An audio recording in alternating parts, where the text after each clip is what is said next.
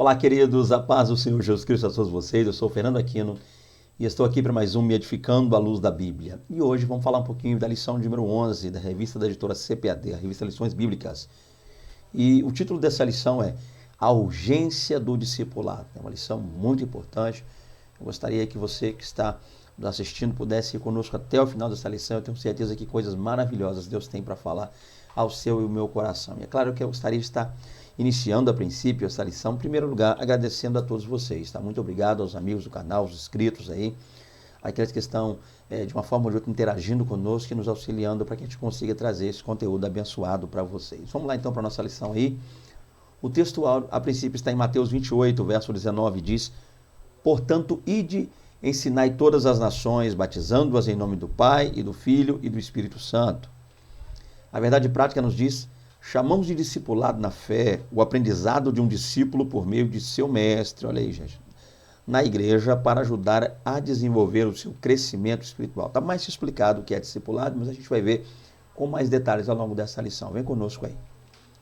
A nossa leitura em classe está, a princípio, em Mateus, capítulo 28, versos 16 ao 20, e Atos dos Apóstolos, capítulo 2, versos 42 ao 47.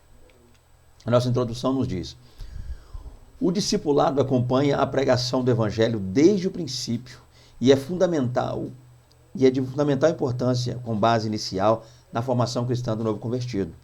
A forma que a igreja local o desenvolverá somará na formação do caráter cristão para o bem ou para o mal. Então, gente, tá aí, mais uma vez, a gente já falou, né? O assunto de hoje é discipulado, e um assunto muito importante já. Já quero começar falando, destacando aqui a importância do discipulado, né? Quanto nós precisamos entender isso, abraçar essa causa, entender o quanto esse ponto pode impactar positivo ou negativamente na vida de alguém, se nós, claro, negativo se nós não cuidarmos bem, se não entendermos a importância do discipulado. A gente precisa perceber o fato de que aqueles que estão chegando, abraçando a fé em Cristo Jesus, adentrando o Evangelho, precisam ser orientados.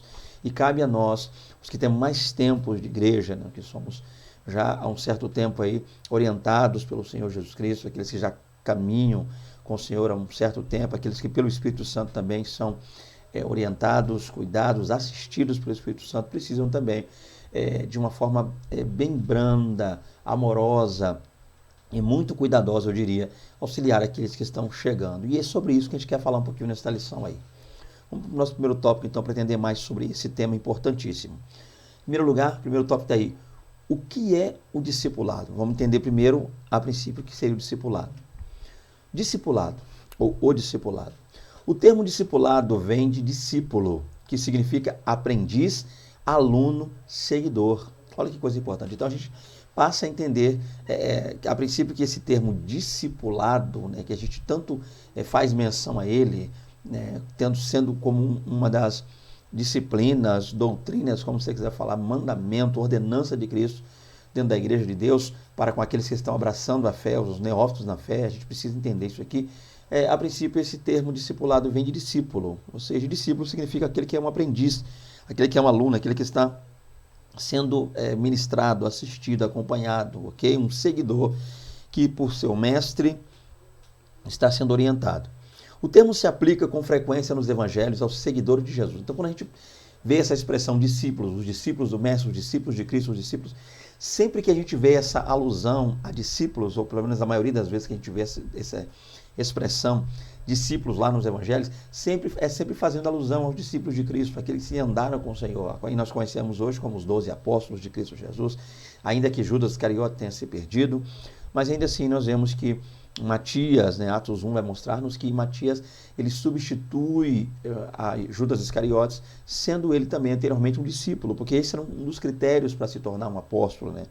Alguém que tenha andado ao lado de Cristo Jesus, tenha sido testemunha, né, ocular de Cristo Jesus, ou que tenha recebido de Cristo, né, uma ordenança em pessoa, uma aparição, e não uma visão de Cristo. O ponto é entender, gente, que a maioria das vezes que a gente percebe esse termo, essa expressão, alusões ao termo discípulos nos evangelhos estão referindo-se aos discípulos de Cristo Jesus. Disso segue o discipulado, ensino para ser seguidor de Cristo. Então, discipulado basicamente é isso, né? A gente falaria que, grosso modo, seria o fato de que ser um discípulo é ser alguém que está sendo preparado alguém que está sendo com o tempo assistido e a partir daí vai recebendo de Deus essa capacidade de poder também tornar-se um mestre, ou seja, alguém que vai fazer posteriormente discípulos também. Mas o ponto é entender que cabe a nós, os discipuladores ou os mais os que iniciaram, os que abraçaram a primeira fé, orientar essas pessoas. Então, ou seja, é um ensino bíblico básico para o novo convertido desenvolver-se espiritualmente. O primeiro ponto a se entender, gente, é que um discípulo é alguém que está em desenvolvimento espiritual. Alguém cujo caráter, alguém cuja espiritualidade está sendo trabalhada aos poucos, tá? E para que isso aconteça, para que isso ocorra da maneira correta, essa pessoa precisa ser, como eu já disse aqui, assistida. Essa pessoa precisa entender que ela estará passando por alguns períodos, algumas fases da vida cristã, algumas fases da vida espiritual, e essa pessoa não pode, de modo algum, passar por tais fases sozinhas, ela não pode iniciar essa fase sozinha. Então é necessário que alguém lhe assista, que alguém lhe oriente, que alguém divida com essa pessoa experiências e que este alguém vá preparando essa pessoa também a ponto de que ela não seja a vida inteira um neófito, mas ela desenvolva e amadureça, né? Paulo disse né, que eu, quando criança, agia, quando eu era menino ou criança, como você quiser falar, agia como menino, pensava como menino, discorria como menino, logo vinha a ser grande e deixei com as coisas de menino. Isso é importante porque a vida espiritual ela requer um amadurecimento, e esse amadurecimento nem sempre todo mundo conseguirá sozinho. Então nós precisamos entender a importância do discipulado. Vamos lá. A grande comissão, está lá em Mateus 28, né, versos 18 ao 20. É o nome que se dá à comissão que o Senhor Jesus designou para a evangelização das nações. Então, gente, de um lado nós temos o discipulado, sim, o discípulo, ou seja, o discípulo, a pessoa que precisa ser orientada.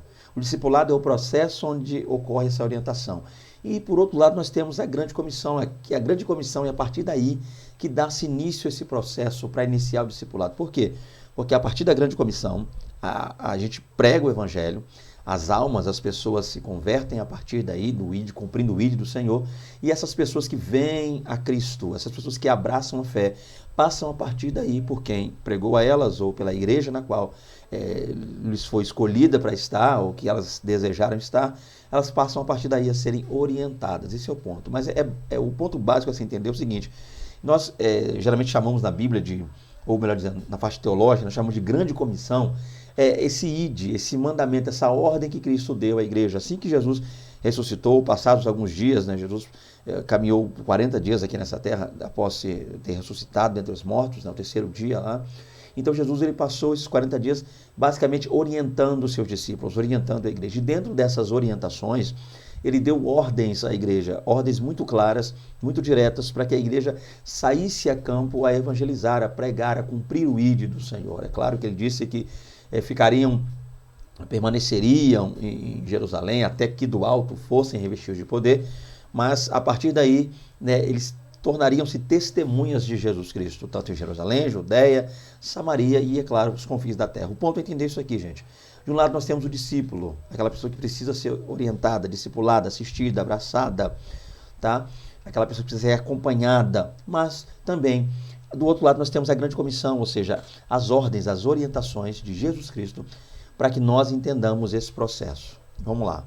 Então, o verbo ensinar, ensinar a todas as nações, lá o verbo grego lá, é o verbo mateteuo, ou mateteuo. O que quer dizer?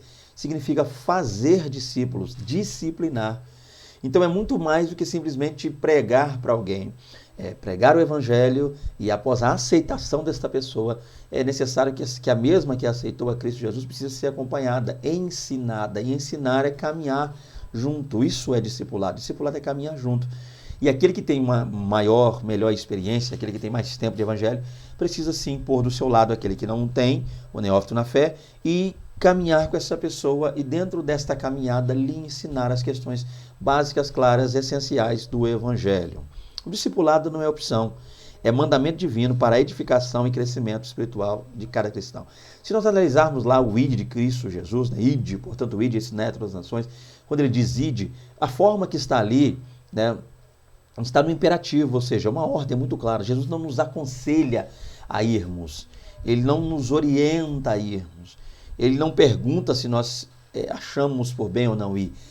É uma ordem, está no imperativo, ou seja, ele está nos mandando, ele está nos ordenando a ir.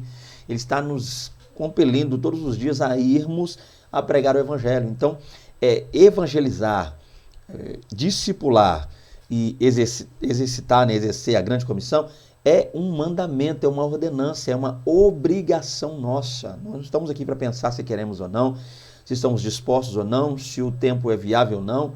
Nós precisamos entender que Cristo Jesus nos deu uma missão e cabe a nós tão somente, única e tão somente, executarmos de maneira clara essa missão. Vamos lá? O terceiro subtópico, a educação cristã. A doutrina dos apóstolos. A gente viu aí, em primeiro lugar, a questão do discipulado, né? Ok? O discipulado é a questão em si, né? É o que deve ser realizado. Dentro do discipulado existem os dois, o discipulador, que é aquele que ensina, e o discípulo, que é aquele a quem recebe o ensinamento, esse acompanhamento. E esse discipulador é aquele, em primeiro lugar, aquele que está cumprindo a grande comissão, uma ordem, um imperativo dado pelo Senhor. Mas a questão é, o que essa pessoa, ou esse discipulador, esse ensinador deve passar, repassar, ensinar? É chamar educação cristã. E o que seria educação cristã? Vamos analisar um pouquinho lá ao longo da igreja primitiva.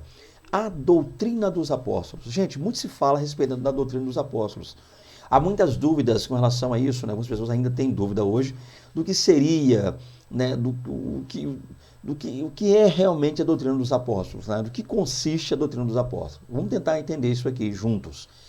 A doutrina dos apóstolos, Atos 2, verso 42, está dentro do corpo doutrinário que Jesus ensinou aos seus discípulos durante o seu ministério terreno e que depois o Espírito Santo se encarregou de orientá-los. Então vamos lá, gente. Simplesmente citar esse ponto da doutrina dos apóstolos não implica dizer que os apóstolos tenham, ao longo do tempo, criado uma espécie de doutrina própria.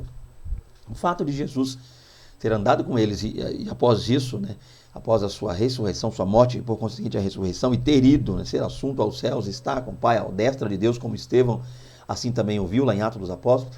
O ponto a entender, gente, é que a partir daí os discípulos de Cristo, ou os apóstolos, melhor dizendo, não criaram uma doutrina própria, não se assentaram, elaboraram uma espécie de teologia própria deles e repassaram esses ensinamentos. O ponto é que a doutrina dos apóstolos é realmente aquilo que é pôr em prática, é pôr para fora aquilo que eles aprenderam anteriormente de Cristo. Então, quando eles passaram a pôr em prática, a viver o que Cristo lhes ensinou, e o Espírito Santo é quem estava encarregado de orientá-los nesse sentido. Cristo mesmo diz, né, quando eu for, enviarei o Consolador, o Pai enviará o Consolador, e esse Consolador vos fará lembrar de tudo quanto eu vos tenho dito, guarde isso. Então, eles passam a partir de então, após a ascensão de Cristo, a começar a pôr em prática o que de Cristo aprenderam, eles passam a viver o que aprenderam de Cristo. O Espírito Santo se encarrega, glória a Deus por isso, de lhes orientar a ponto de que eles realmente cumprissem cabalmente tudo que Cristo lhes ensinara. E a partir daí nasce esse termo, essa expressão doutrina dos apóstolos, algo que não era deles, não lhes pertencia, algo que eles aprenderam de Cristo e estão vivendo a doutrina de Cristo. Então a gente poderia colocar a doutrina de Cristo, né, incutida, inserida, embutida nos apóstolos e posta em prática por eles debaixo da orientação do Espírito Santo. Então isso é a doutrina dos apóstolos, tá? Não é uma doutrina nova, não é uma criação teológica dos apóstolos, mas é tudo o que Cristo lhes ensinou. Eles estão vivendo agora, passam a viver sem a presença física do Mestre, tudo que ele lhes ensinou. O ensino nesse contexto pode se referir também aos cursos de teologia. Gente, o que a gente poderia dizer sobre a doutrina dos apóstolos hoje, né, na atualidade? Há uma semelhança, alguma coisa? A gente pode sim realmente entender que alguns dos cursos teológicos ao longo do mundo hoje trazem em si um pouco dessa doutrina dos apóstolos. Por que a gente coloca dessa forma? Por quê? Porque os apóstolos passaram a viver, ainda que nem todos tinham esse conhecimento, mas com o tempo foram aprendendo, a gente percebe que nem todos tinham conhecimento de Paulo, então há esse ponto, né? Mas eles passaram a viver doutrinas bíblicas, ensinamentos bíblicos, ensinamentos de Cristo. Eles passaram a viver coisas que Cristo lhes ensinou de maneira clara. Basta que leiamos Lucas 24, a gente passa a perceber ali Cristo lhes ensinando acerca da lei, dos salmos, né, dos profetas. Então Cristo dá essa orientação teológica, por assim dizer, se é que a gente pode dizer assim, para eles.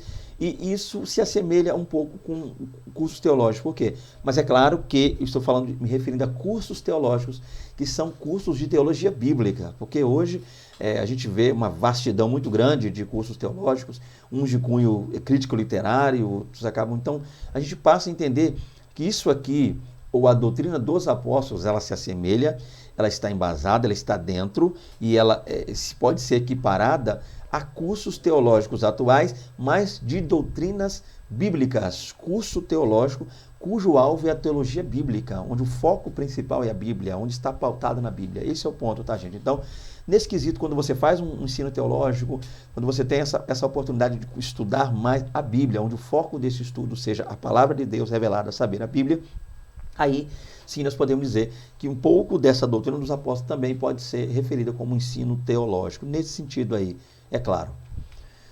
O tripé do discipulado, né, o tópico 2 aí, o tripé do discipulado. Palavra, comunhão e serviço. Então está muito claro isso aqui, né, gente? Tripé. Tripé é algo que, tecnicamente falando, praticamente falando, aponta para algo que sustenta. Okay? A gente vai usar uma câmera, alguma coisa do tipo, a gente vai sustentar algo, geralmente se utiliza o tripé. Então, dando a entender que o discipulado ele é sustentado pela palavra, comunhão e serviço. Se não houver esses três, não há discipulado, não dá para ter um bom discipulado, um eficaz discipulado, um genuíno discipulado, se não houver aí palavra, comunhão e serviço aplicados de igual modo. Perceba, tripé. Se um pé desse tripé ficar de uma altura maior que a outra, acaba caindo, pendendo e caindo. Então, a gente põe de igual aí Bíblia, comunhão e serviço. Pronto, com isso nós já temos um discípulo formado ou discípulos formados. Vamos lá entender mais esse ponto. Em primeiro lugar, palavra desse tripé aí. A autoridade das Escrituras é singular e única, pois a sua fonte é o próprio Deus. Elas foram faladas primeiramente pelos profetas do Antigo Testamento e depois pelos apóstolos do Novo Testamento. Gente, para começar, um dos pontos principais desse tripé, no que tange o discipulado, para sustentar, para pôr em prática o discipulado, né?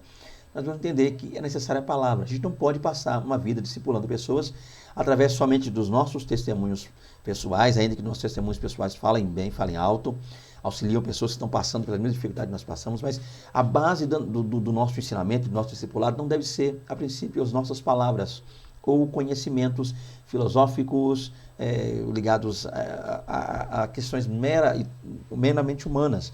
O ponto a se entender é que a palavra de Deus deve ser o foco, o alvo principal do nosso discipulado. Ao discipular alguém, é necessário e é preciso que nós ensinemos a tais pessoas ou a tal pessoa a palavra de Deus, a ponto de que quando essa pessoa encontrar-se numa situação naquela na qual não tem a nossa presença do lado ali, não sabe muito o que fazer, às vezes fica meio perdido, ela entenda principalmente que ela tem à sua disposição a palavra de Deus, ela vai encontrar na palavra de Deus a orientação necessária e eficaz para fugir desta luta a qual ele está vivendo, uma luta terrível, luta ferrenha. Então, o ponto básico é entender, a princípio, um dos pilares, tá? Um dos principais, eu até diria, é a palavra. Então, que nós discipulemos alguém, ensinando a este alguém a palavra. Tá? Que o nosso foco, o nosso alvo seja ensinar aos nossos discípulos a palavra, fazer com que os nossos discípulos tenham amor pela palavra, compreensão pela palavra, vivam esta palavra e repassem a mesma a outras pessoas, a outrem, ok? Outro ponto, segundo, a comunhão. Atos 2:42. Ter tudo em comum e partilhar da mesma crença é comunhão. Então, o que seria comunhão? Gente, grosso modo, comunhão é isso aqui, é quando a gente tem tudo em comum e partilha da mesma crença, a mesma visão, quando a gente quer a mesma coisa, quando a gente caminha juntos para o mesmo lado, visando a mesma coisa, o mesmo alvo, o mesmo foco. E nesse caso aqui, é lógico, o nosso alvo é Cristo Jesus, é a salvação em Cristo Jesus, é estar para sempre com Cristo. A palavra grega koinonia, ela quer dizer, na palavra comunhão no português, ela vem do grego koinonia. Significa compartilhar ou participar mutuamente de algum evento comum ou acordo. Olha que coisa interessante. Então, o que seria comunhão, gente? Comunhão é isso aqui, é compartilhar, dividir, é participar de maneira mútua, junto, em conjunto, de algum evento que todos nós queremos. Gente, com base nisso aqui, a gente já passa a ver um pouco dessa dificuldade de entendimento do desigrejar-se. Né? Falei um pouco sobre isso aí na lição passada, acho que Eu não vou falar muito sobre isso, porque eu já falei. Se você não assistiu, eu sempre deixo aí, disponibilizo os links para que você possa acessar nas nossas playlists as aulas passadas. Eu falei um pouco sobre isso aí, desegrejar-se, destemplar-se. Mas olha que coisa interessante, comunhão. Como exercer comunhão sozinho em casa? Não é como. Então, todas as regras, mandamentos que Cristo nos deu, eles tendem sempre a trabalhar a comunhão, que é necessária, é claro, quando estamos reunidos juntos em Cristo Jesus. A comunhão no cristianismo envolve tanto o relacionamento entre irmãos, como também com o Pai, com o Filho e com o Espírito Santo. Então, nós precisamos entender que precisamos ter comunhão com Deus, mas também comunhão com o próximo, comunhão com nossos irmãos. Os tempos hoje são para aquelas pessoas que estão, ou a visão que você tem hoje é que a maioria quer ter a chamada comunhão com Deus somente. Quando eu digo Deus, você já entendeu. Pai, Filho e Espírito. Mas querem ter comunhão com Deus sem ter comunhão com os demais irmãos. Como eu já disse aqui anteriormente. Querem desigrejar-se, destemplar-se, estar em casa, simplesmente cultuando em casa, fazendo tudo em casa. E com isso elas acabam perdendo a comunhão com os demais irmãos. Coisa essa que é um mandamento, é ordenança de Cristo. Então a comunhão, para se tornar prática, ávida, ela precisa ser uma comunhão na vertical e também na horizontal. Precisamos ter comunhão com Deus, sim. E sempre que eu disser Deus aqui, entenda, Pai, Filho e Espírito Santo, até mesmo para poder economizar, que a minha crença, a sua crença, eu creio, é na Trindade Santa. Então precisamos ter essa comunhão na vertical com Deus, mas essa comunhão também se estende à horizontal, com nossos irmãos. Então esse é o foco, essa é a comunhão. Precisamos querer a mesma coisa que nossos irmãos. E sempre que a gente pensa da mesma forma, que é a mesma coisa, a gente acaba recebendo a vitória. A gente acaba, e quando eu digo vitória, você entende, é a salvação em Cristo, é claro, e também o fato de viver entre irmãos, viver entre os demais cristãos. Isso é muito importante. Todas as vezes na Bíblia que nós vimos a igreja orando no mesmo propósito, buscando a mesma coisa, a vitória sempre aconteceu, sempre chegou. Isso é importantíssimo. Tá? Então, o ponto é entender isso aqui, gente. O primeiro pilar, palavra, ensinemos a palavra, orientemos a partir da palavra. O segundo pilar, a comunhão, que nos é necessário. Não dá. Como é que eu vou discipular alguém se eu não tenho com essa pessoa, com esse alguém comunhão? Eu consigo discipular alguém sem ter comunhão com o mesmo, ou ser por alguém discipulado sem também ter comunhão com ele? Não tem como, não tem jeito. Então a comunhão também é uma grande base para o discipulado.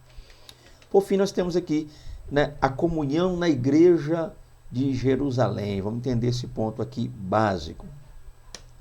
A igreja de Jerusalém, logo nos seus primeiros dias, deu ao mundo uma lição de coinonia. O que o texto sagrado diz é que não se trata apenas de compartilhar algo, mas também de unidade.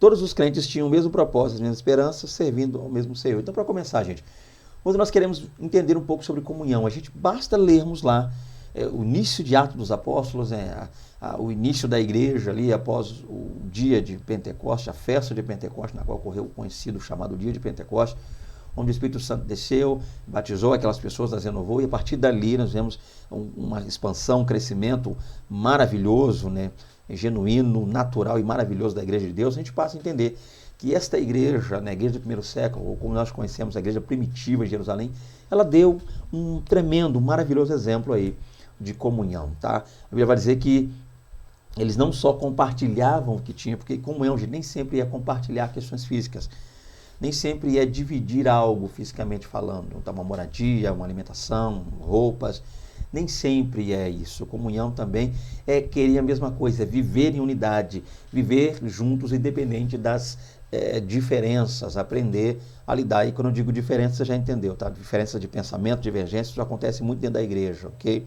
Isso não implica dizer que aquilo que é pecado é aceito, deve ser, um dia será aceito por Deus. Não, o que é pecado e jamais será aceito por Deus. Eu digo no que diz respeito aí no que tange aos pensamentos diferentes. Eu sou um cristão que pensa de uma forma, com certeza há pessoas que estarão ou que estão agora aí assistindo esse vídeo que pensam diferente de mim, e nem por isso a gente precisa viver separado, precisamos viver em comunhão, e isso a igreja primitiva nos ensinou. Pessoas com pensamentos completamente diferentes de si, um sanguíneo, pessoas um mais calmo, um mais estressado, ou seja, as pessoas esqueceram essas diferenças, se uniram para juntas viver o evangelho. Todos os crentes tinham o mesmo propósito, ou seja, todo mundo queria a mesma coisa. Todos tinham a mesma esperança. Que esperança é essa? Que Cristo Jesus um dia iria retornar. E todos tinham esperança na salvação. Enquanto esse dia não chegava, enquanto a morte não vinha até eles como carruagem para levar eles a Cristo, aos céus, eles estavam servindo ao mesmo tempo e ao mesmo Senhor. Esse é o ponto, gente. Então a gente entender isso aqui. Precisamos ter o mesmo propósito, querer a mesma coisa, a mesma esperança. Não dá para um ter uma fé, outro ter uma fé menor, diferente. A gente precisa ter o mesmo nível e grau de fé, tá? Ou a mesma esperança, esperar a mesma coisa. O propósito é o mesmo, esperando a mesma coisa e servindo ao mesmo Senhor. Tá? Não dá para servir a dois mestres, dois senhores. Não dá para estar na igreja servindo a Mamon, o outro servindo a Cristo, um querendo bens materiais, um querendo a salvação. A gente precisa querer a mesma coisa e servir ao mesmo Senhor. E nesse caso aqui, Cristo Jesus, nosso Senhor, né? Kyrios, Senhor. Vamos lá então. 4. Serviço. Na igreja primitiva de Jerusalém, o serviço cristão está representado sumariamente na perseverança no ensino dos apóstolos, na comunhão, no partir do pão, nas orações. Olha que coisa importante, gente. Quando a gente passa a entender o que seria serviço, né? Como é que a gente vê essa ideia de serviço? Serviço sempre está ligado na Bíblia, basicamente, né? Na Antiga Aliança era mais ligado ao serviço ali dos sacerdotes, né? Ao trabalho realizado dentro do tabernáculo e, por conseguinte, é claro, depois no templo. Trabalhar para Deus, servir, então, dá a ideia de serviço. Já no Novo Testamento, a gente passa a entender essa questão da igreja primitiva. O que era serviço? Serviço nem sempre era um trabalho eclesiástico, mas serviço era perseverar. Todo tipo de trabalho que era feito em prol a perseverar no Senhor era tido e conhecido como serviço, chamado de serviço, servir. Então era perseverar em quê? Na doutrina, nos ensinos que os apóstolos passavam. Ainda que ele fosse difícil, algumas pessoas, não, eu preciso aprender a obedecer, a viver, a guardar. Então isso era trabalho, serviço. Também na comunhão, em tentar unir-se ao maior grupo de pessoas possível entre os irmãos, a viver em conjunto com os irmãos. Então isso também é serviço, era e é serviço hoje. Partir do pão, aquele momento em que uma pessoa tinha, outro não, então quem tinha partia com quem não tinha, então ambos juntos partilhavam e podiam comer. Serviço, olha que coisa maravilhosa. Nas orações, o povo muito dado e voltado à oração, orava junto, querendo a mesma coisa. Um bom exemplo disso, gente, não está aqui na lição, mas vale ressaltar, Atos 12. Pedro está preso, a igreja está em oração, e pela oração da igreja, querendo a mesma coisa, todos queriam a soltura de Pedro, e o Espírito Santo esteve lá, atuou, Deus esteve lá, Cristo Jesus enviou lá um anjo que libertou e trouxe Pedro de volta. É o que a gente costuma dizer. Então não dá para a gente ficar, todos nós reunidos num lugar só orando, mas querendo coisas diferentes. Sempre que a igreja põe em suas orações um propósito específico, a igreja junta, ora por esse propósito, nós vemos a resposta rápida de Deus, muito rápida da parte de Deus. Então precisamos entender isso aqui, serviço, servir, ou seja, servir perseverando na Bíblia, no ensino bíblico, servir perseverando na comunhão entre os irmãos, servir ali firme também no partir do pão, ajudar, auxiliar, estender a mão a quem não tem, e também nas orações, orarmos sempre juntos, buscando o mesmo de Deus. É isso que Deus espera que cada um de nós no cumprimento da grande comissão. Então, enquanto estamos realizando a grande comissão, precisamos aprender, entender e viver isso aí. Vamos lá. Terceiro e último tópico. O discipulado e o crescimento sadio da igreja. Em primeiro lugar, primeiro subtópico, o crescimento espiritual. Todas as pessoas que vêm a Cristo precisam ser discipuladas. Isso porque elas se tornam novas criaturas. Gente, vamos lá. Você vai perceber lendo aí, não sei se você deu um zoom ou não, como é que é a tela que você está usando aí, que eu grifei e ampliei muito a palavra precisam. Há duas palavras aqui que me chamaram a atenção. Todas, referindo-se às pessoas, aos neófitos na fé, aos que vêm a Cristo, aos neoconversos, precisam, todos precisam. Então, por que eu estou querendo focar um pouco mais nisso aqui, gente? Geralmente o que eu vejo muitas pessoas sofrendo, às vezes se desigrejando, se destemplando, se afastando do reino e do evangelho, da igreja, da casa de Deus, e por conseguinte até mesmo do próprio Deus, é o fato de que poucas pessoas, ou nem todas, conhecem, são conhecedoras dos seus direitos quanto o assunto é a cristandade. Geralmente, muitas vezes há um equívoco no que tange lá a equiparar, a nivelar essas coisas. Por quê? Em alguns lugares, tem-se por costume só passar ou repassar aos membros, em algumas denominações, igrejas, ou o que quer que seja, somente as obrigações, os deveres. Então nós como discipuladores, nós como cristãos, já há um certo tempo de igreja, eu mesmo me converti em 2001, então já tem um bom tempo isso aí, nós precisamos entender o seguinte, que todas as pessoas que estão chegando precisam saber que elas têm deveres, mas também têm direitos. E ser discipulado, gente, é um direito de todo novo convertido. A igreja de Cristo Jesus é obrigada, não sei como você vai receber o que eu vou dizer aqui, ou o que eu estou dizendo, eu já disse para dizer a verdade, não sei como você vai encarar isso aí, mas a igreja é obrigada, faz parte do crescimento sadio de alguém ser discipulado. Então nós precisamos entender isso aqui, que as pessoas precisam ser discipuladas. Nós que já temos uma certa experiência, alguns anos já de evangelho, precisamos nos dispor, nos propor, nos predispormos a ensinarmos as pessoas e dar a eles esse direito que eles têm, é deles. Jesus conquistou para eles esse direito na cruz. Que direito? De serem discipulados. A gente muitas vezes não foca muito, muita gente acaba esquecendo disso. A gente tem muito foco às vezes em campanhas, 3 elos, 7 elos, né? 7 mergulhos de Naamã, e eu perderia tempo falando aqui, irmão, tanta campanha. Sou contra? Não diz que sim, não diz que sou a favor, tá? Mas o ponto é se entender, gente, que a gente foca em tanto. Qual é o propósito de uma campanha? É almas? A gente vai fazer 7 mergulhos para ganhar alma? Eu não sei se é isso. 5 pedras de Davi para ganhar uma alma? Não sei. Eu acredito que o negócio meio que foca meio diferente esse negócio aí. Então a gente faz essas campanhas com esses títulos estranhos, dando aquela sequência para meio que segurar as pessoas na igreja. Diga-se de passagem, pelo menos a maioria pensa, não estou dizendo que todos, tá? Não citei nomes aqui, então não é uma regra, mas muitos fazem assim. Então acabam nesse ponto, fazendo campanhas, avivamentos, culto de avivamento, esquecendo que o Espírito Santo é quem aviva, e que se não houver conversão, não há avivamento.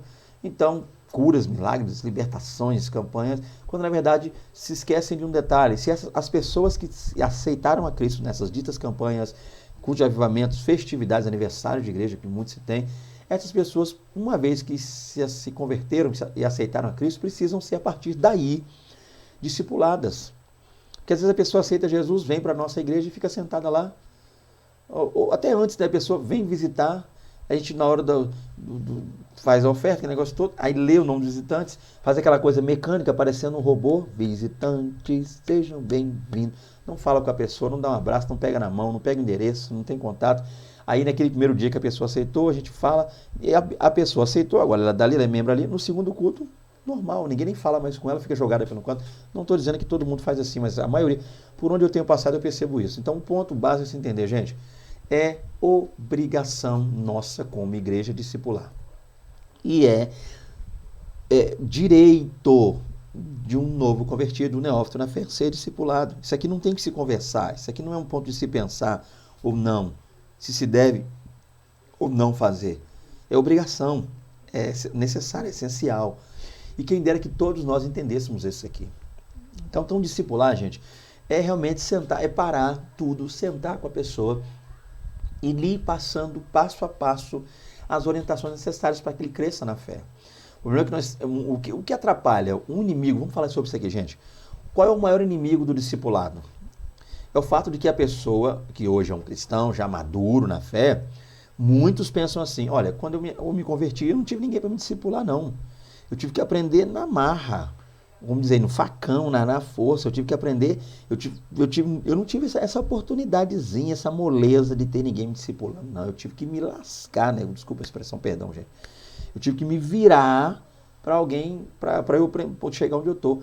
Agora, esses crentes novos precisam ser discipulados, essa frescura de ensinar. Irmão, frescura é essa que Cristo fez.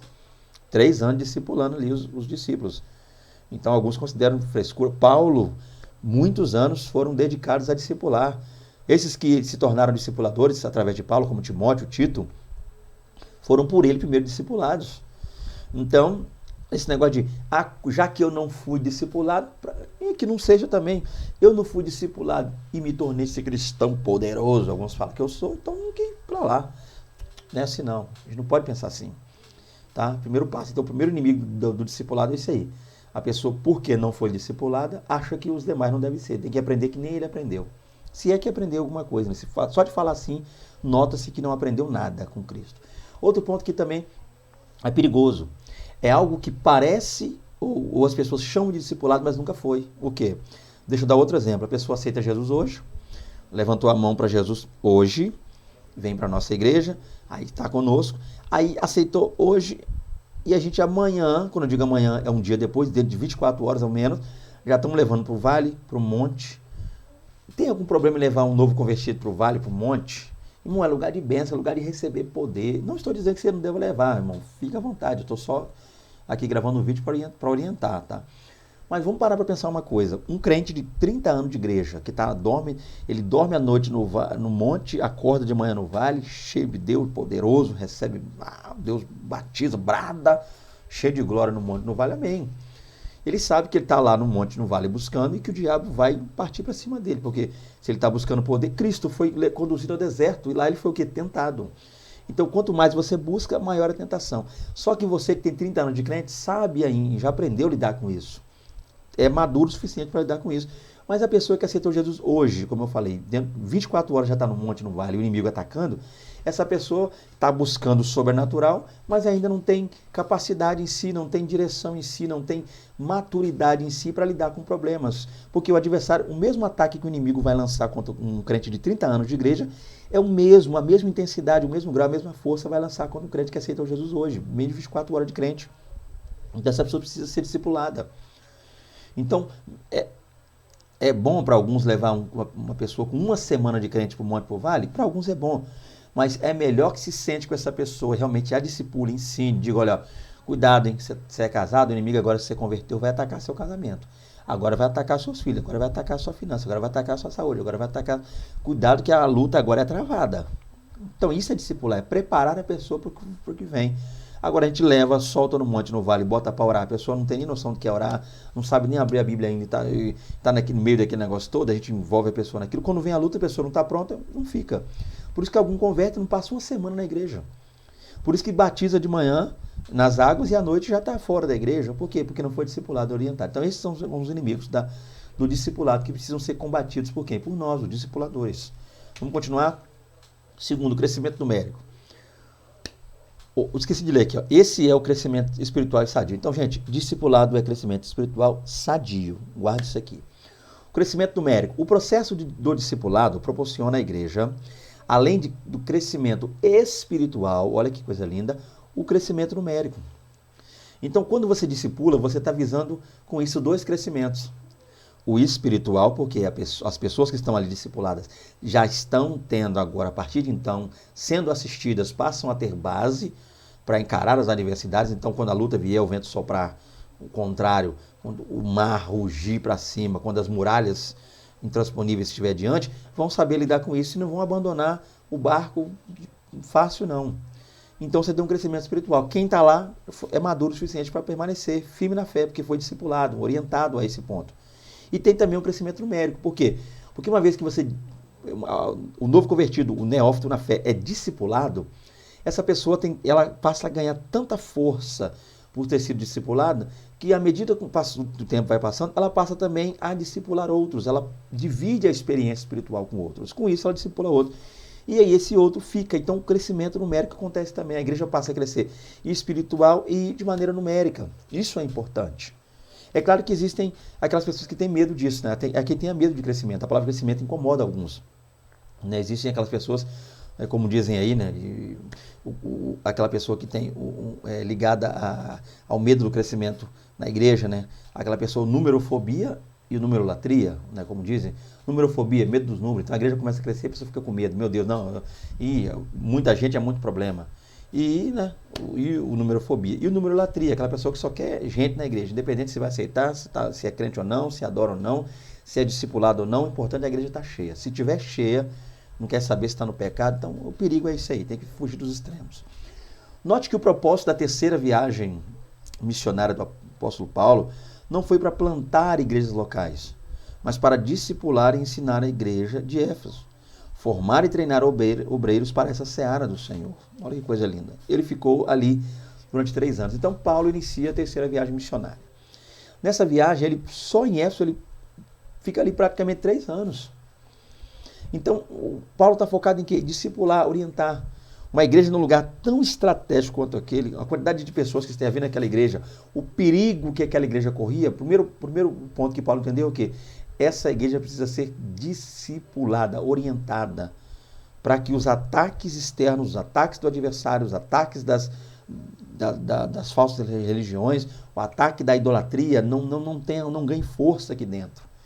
Ok? Então, que coisa maravilhosa. Paulo tinha essa preocupação e deve ser também a nossa preocupação, tá? Orientar as pessoas, discipular, treinar as pessoas a ponto de que as pessoas venham crescer espiritual e numericamente, é claro. Vamos continuar aqui. 3. O exemplo da igreja de Antioquia da Síria. O público da igreja de Antioquia era gentil, identificado como gregos. A gente vai perceber lá grego dando a ideia de gentil. Na origem desse povo era gentílica. Os apóstolos da igreja de Antioquia da Síria. Os apóstolos de Jerusalém enviaram Barnabé para discipulá-los. Quando o número de gentios começou a crescer, a igreja, se tornou a igreja de Antioquia da Síria, o que aconteceu ali? Os apóstolos mais que depressa enviaram Barnabé para lá. Olha que coisa linda. Aí Barnabé, claro, chamou Saulo, foi a Tarso, chamou Saulo, Saulo subiu com ele para Antioquia e começaram o trabalho. Então Barnabé e Saulo, se você quiser falar Paulo, sinta-se à vontade, discipularam a igreja durante um ano inteiro. Então olha aqui, gente, discipulando uma igreja durante um ano inteiro. Então, existe um tempo específico para discipular? Tem que ser um ano? É claro que não. Mas o ponto é entender isso aqui. Eles discipularam a igreja, enquanto eles perceberam a necessidade, eles continuaram trabalhando. Então, quem discipula precisa entender primeiro a necessidade, e quem discipula precisa dar esse ensinamento ao longo de todo o tempo, enquanto é certo, enquanto é oportuno. Mas é claro que há um perigo aqui, já eu leio. O perigo é muitas vezes a pessoa confundir discipulado com babá, com a pessoa ser babá. Você ser discipulador não implica que você seja babá espiritual de alguém, né? A pessoa precisa viver, aprender, amadurecer, crescer. Essa pessoa não pode sempre correr, né, para os seus pés quando alguma coisa difícil acontecer com ela. Você precisa orientar essa pessoa a viver com o ensinamento bíblico, o ensinamento de Cristo, mas não com você. Essa pessoa não pode ter simplesmente 24 horas você. Você não está lá para amamentar essa pessoa, ser uma babá dessa pessoa, mas simplesmente um discipulador, ok? Então vamos lá. Assim, desde muito cedo, na história do cristianismo, a igreja se preocupa com o discipulado, pois fazer discípulo não é a mesma coisa que fazer membros de igreja. Então está muito claro. O que é discípulo? Membro de igreja, a pessoa aceitou, está lá, membrando, reunindo. Discípulo é mais que isso. Discípulo é alguém que vai viver o que é ensinado, pôr em prática o que é ensinado. Discípulo é alguém que se torna, após isso, após um período, discipulador. Discípulo é alguém que está diante do mestre, aprendendo com o mestre, tornando-se como um mestre, para que seja posteriormente um mestre e faça também um discípulo. E por conseguinte, algo que vai, né, para ser gradativo. E é maravilhoso isso aqui, tá? É contínuo, esse é o ponto do discipulado. Ok, gente? Concluindo aqui então a nossa aula. Conclusão. Deus tem interesse no bem-estar social e espiritual do ser humano. Então Deus quer que nós vivamos bem aqui nessa terra. E é claro que viver bem aqui não implica, estou falando só financeiramente. Viver bem, estar bem, o bem-estar. Essa preocupação de Deus. Eu estou falando com regalia, você me entendeu. E, é claro, o espiritual. Esse sim, uma vida abundante, espiritualmente falando. Isso vale para a igreja e para a sociedade. A educação como base nos princípios cristãos é importante porque, além dos valores espirituais, contribui na construção de uma sociedade civilizada. A base dos valores morais e espirituais é o quê? A Bíblia Sagrada. Tá aí, gente, mais uma lição, mais uma aula. Prazer estar com vocês aí, que é uma honra muito grande, desejando então aí estar conosco, nos contactar, tá aí, como eu sempre deixo o nosso contato, sinta-se à vontade, um prazer estar com vocês, até a próxima aula, querendo Deus, tá? Em nome de Jesus, fique com Deus, amém, a paz do Senhor Jesus.